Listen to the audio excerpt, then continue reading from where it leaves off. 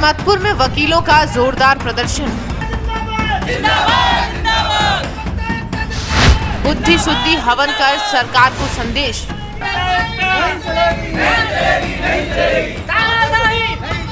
PPT का काला कानून वापस लो, वापस लो।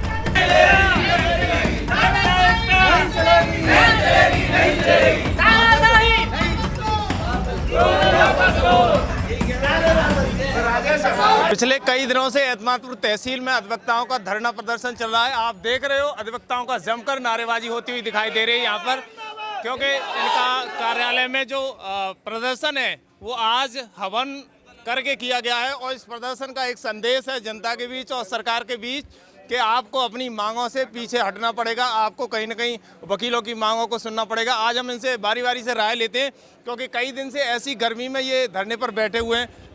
सर, क्या धरना है और क्यों धरना दे रहे हो, क्या चाहते हो इसके जरिए? जी, हमारे यहाँ जो पीपी फ्रंट कार्यालय खोला गया है, इसके साथ में एक उपनिबंधक मित्र बनाए गए हैं। जिस सरकार अपनी पॉलिसी चलाना चाहती है, जिसको हम चाहते हैं कि ख़त्म हो, पीपी मॉडल वापस हो, इसलिए हमने आज हवन यज्ञ भी किया है कि इनकी बुद्धि शुद्धि के लिए इनकी अब बुद्धि शुद्धि हो और ये वापस लें। अपने इस यज्ञ के माध्यम से हम कहना चाहते हैं कि आपकी शुद्धि हो जाए, हम ये फ्रंट वापस ले लें, क्योंकि इससे कम एतमादपुर में करीब वकील, स्टाफ मेंबर, बसिया, इस सारे स्टाफ को लेकर के 500 आदमी हैं।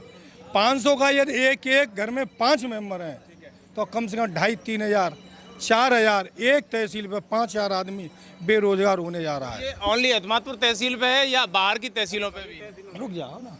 हाँ, ये आपकी सही है, ये पूरे उत्तर प्रदेश का मामला है। और एतमादपुर में हम कर रहे हैं ऐसे ही, आगरा के वकील कर रहे हैं, खेरागढ़ के कर रहे हैं, फतेहाबाद आगरा की 6 तहसील, बगल में मथुरा के भी कर रहे हैं, बगल में वो है टूला फिरोजाबाद, पूरा बंद है। शायद मैं जानता हूँ 40 जिले ऐसे कर रहे हैं। यज्ञ के मार्ग से, हवन के माध्यम से इनकी बुद्धि शुद्ध हो और ये फ्रंट वापस लें। तो बुद्धि खराब हो गई है, ये नहीं मैं कह सकता, बस शुद्धि के लिए हमने हवन कर रहे हैं।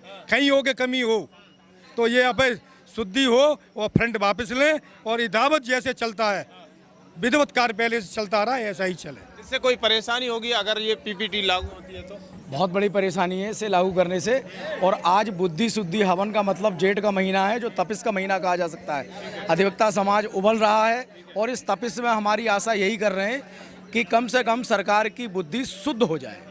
क्या कहोगे माधव जी, इतने दिन से प्रदर्शन कर रहे हो, इसको लेकर? प्रदर्शन हमारा जारी रहेगा जब तक हमारी मांगें नहीं मानी जाएंगी। यहाँ तमाम सारे नेता, तमाम सारे और लोग भी आ रहे हैं, क्या लगता है कुछ मांगों पर असर बैठ रहा है ये लोगों के जरिए? ऐसा है, हमारे पहले विधायक जी आए थे, फिर प्रदेश महामंत्री रामप्रताप सिंह चौहान जी आए थे।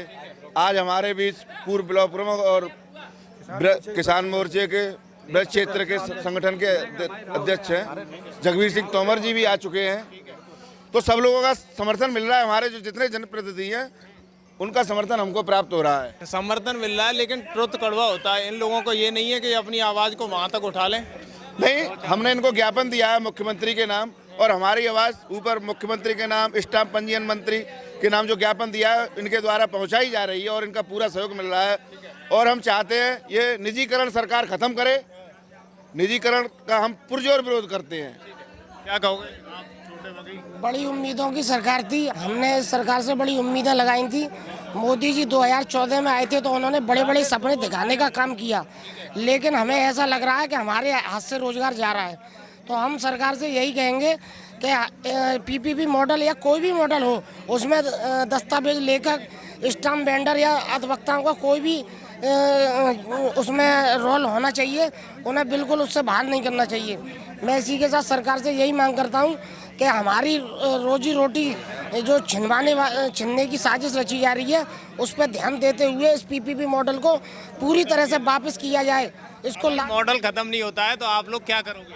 सर्वप्रथम मैं जो है चैनल वाले हैं उनको धन्यवाद देता हूं कि हमारे अधिवक्ता बीच में आए हैं, उनके लिए बहुत बहुत धन्यवाद। सरकार द्वारा जो है उपनिबंधक कार्यालय का जो निजीकरण किया जा रहा है, उससे हमारे सभी अधिवक्ताओं में, यानी कि पूरे उत्तर प्रदेश का बहुत बड़ा सवाल है और हमारे अधिवक्ताओं की रोजी रोटी का सवाल है। इस उपनिबंधक कार्यालय से स्टाम्प वेंडर, बैनामा लेखक और वकील महोदय सारे जुड़े हुए हैं और उनके, और ऐसा होता है तो बहुत बड़ी क्षति होगी वकीलों के साथ, हम इसे कतई होने नहीं देंगे जब तक लड़ाई लड़ेंगे, जब तक ये सरकार वापस नहीं करती है। हम जब और इसीलिए हमने आज ये शुद्ध किया है कि सरकार कैसे भी इसमें जो है आ जाए और अपने इस जो वकील विरोधी वो है उसको वापस ले।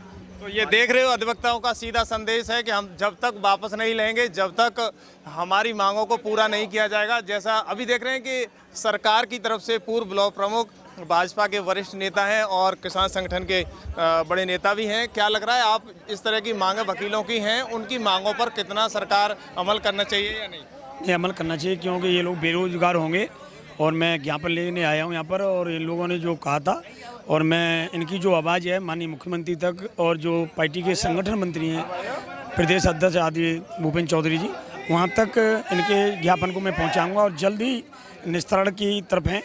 2-1 दिन में ये निस्तारण हो जाएगा और लगभग लगता है कि इनकी मांग मानी जाएगी। ऐसी गर्मी में ये लोग बैठे हुए हैं, सब कामकाज ठप है, पिछले 8 दिन से हो रहा है, नेता जनप्रतिनिधि सब आ रहे हैं, लेकिन जल्दी से क्यों नहीं, त्वरित क्यों नहीं हो रहा है? नहीं, प्रयास जारी है, सब लोग आ रहे हैं और जल्द अतिशीघ्र इसका समाधान होगा 1-2 दिन में।